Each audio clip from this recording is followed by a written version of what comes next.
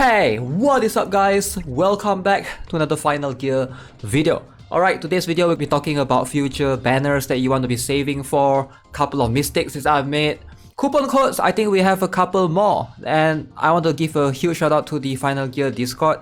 If you guys are not in the Final Gear Discord, make sure you guys join it. They are constantly updating the coupon code.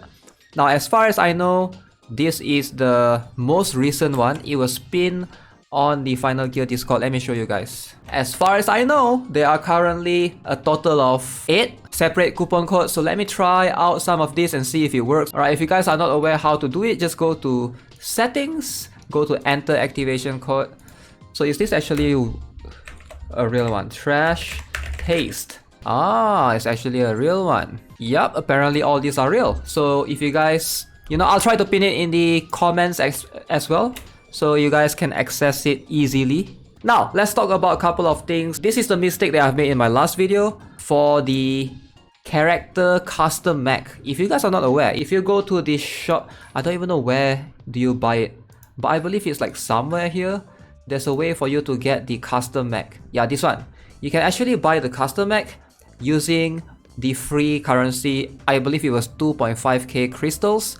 And I actually went and chose the Virate's custom mech, which apparently is not recommended. A lot of people have come and told me that you can actually farm for Virate's custom mech in the future, like when you reach level 50 or level 60, around there. It's a waste to pick it from here. You're spending your hard-earned crystals. Make sure you guys pick for something that is not farmable. Apparently, most people will recommend you to get Snowy's custom mech, which is this ball right here, this hamster ball, which, I don't know, it looks a bit, no offense, it looks a bit lame, alright? Compared to the other custom mechs where it looks cool and stuff, it just looks like one big round thing.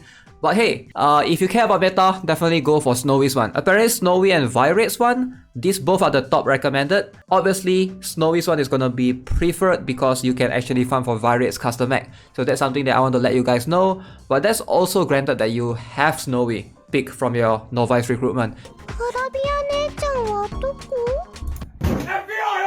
If you don't have Snowy pick, I don't know. I hope eventually you're gonna get her because it's quite easy to get SSR characters in this game.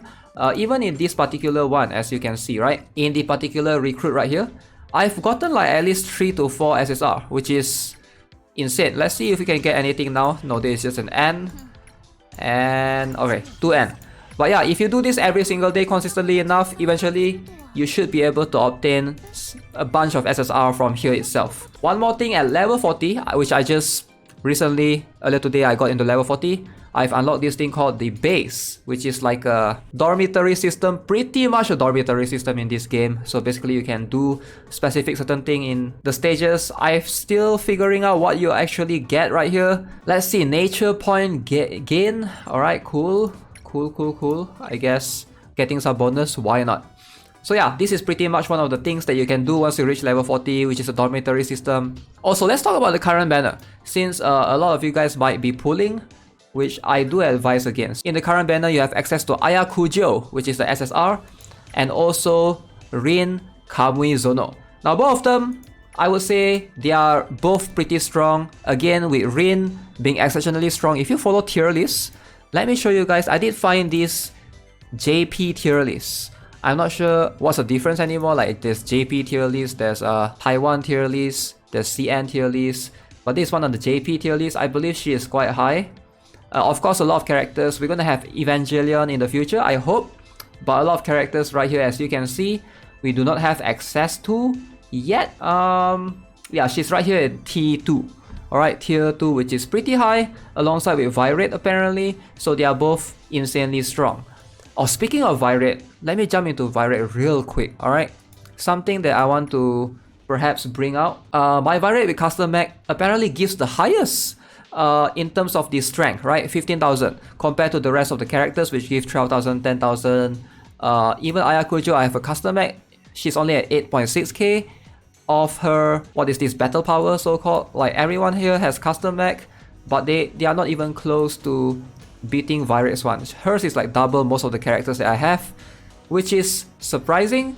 But I guess if you have Snowy with her hamster ball, she's gonna be as strong as well because you actually purchased that from the custom mech. I will leave this tier list in the description below. But for now, my advice is this, right? A lot of you guys might be tempted to pull. You might be, oh, I have some spare crystals right now. Let's just do some pulls. Let me pull for Rin or let me pull for Ayakujo. I actually recommend you guys to pull for Ayakujo over Rin, despite Rin being better on the tier list, because the tier list takes into consideration that you are actually using and having their custom mech as well. A lot of characters, they are pretty bad or just subpar without the custom mech, I would say. Or at least it doesn't really matter for now. Now all of you should be at the early stage of the game. Most stages are equally beatable. There's no like extra hard content yet, except for one of the co-op thing that you can have access to, one of the daily mission, which is the conflict zone. Now this one is bloody hard, alright? If you try to go normal, hard, hell, this one is insanely hard. Other than that, this is probably the hardest content, but other than that, everything in the story, you can pretty much snowball through it, so it doesn't matter that much. But again, Ayakujo, since you can farm her exclusive mech in the current event, which I do highly recommend to basically like just pull once for her. Like for Rin, I know she's strong and all, but if you can't get her custom mech, which the only method for now to get her custom mech is if you pull all the way, which is going to be extremely costly. Now, let's talk about future characters that you want to look out for. Now, a lot of people have been saying Taysha is the one that you want to look out for. Taysha is probably the strongest character for the time being, right? So if you are not aware of how she looks like, this is how she looks like. So look out for this girl. Apparently she's going to be the best character. Apparently Rin, which is this character right here, and Taysha are on the same tier list for the time being as an SSR, but in the future we'll have option to go into UR, and once we take consideration into UR, Taysha is going to be the best character that you can obtain by far. In any gacha game, probably you guys have heard of this term, oh, this character is a must-have. Now, Taysha is the must-have, must-pull in this game. Make sure you guys get her custom mech as well. Let me see if I can show her custom mech on. Taysha's custom mech is gonna look like that. Alright, pretty spiky looking. I actually like the design as well. So Taysha is gonna be the strongest character moving forward, and apparently rumors have it that her banner is going to be next. These two banners are still going to be here for like one more week or so. This one will disappear at 13th of October in a week and a half. So try to save as much as you can. Hopefully you guys will be able to pull for Taysha's banner and get all of her custom mech. Now if you guys are committed in Rin Kamizono's banner, make sure you guys go all the way so that you can actually redeem all of this. Alright, get the entire custom mech for her. Because if not, it's such a waste, like for you to, for you guys to pull just to get the SSR character, but you can't get the custom mech. Like, keep in mind that in this game, custom mechs are very important. Getting character is probably half the things. It's not even the same league as in certain games you need the equipments or runes to make it work. Without custom mechs, you can sort of feel it in battle, like the characters are just way weaker. And also, apparently, I've been told that Solverake is one of the best R character that you can build in this game, which is this character right here. She does not have her custom mech yet. I don't know if they'll add it in the future, but right now you can see no custom mech. You can actually look at it right here. Alright, go to this bio, so you can actually look at the characters that have a custom mech or characters that do not have a custom mech.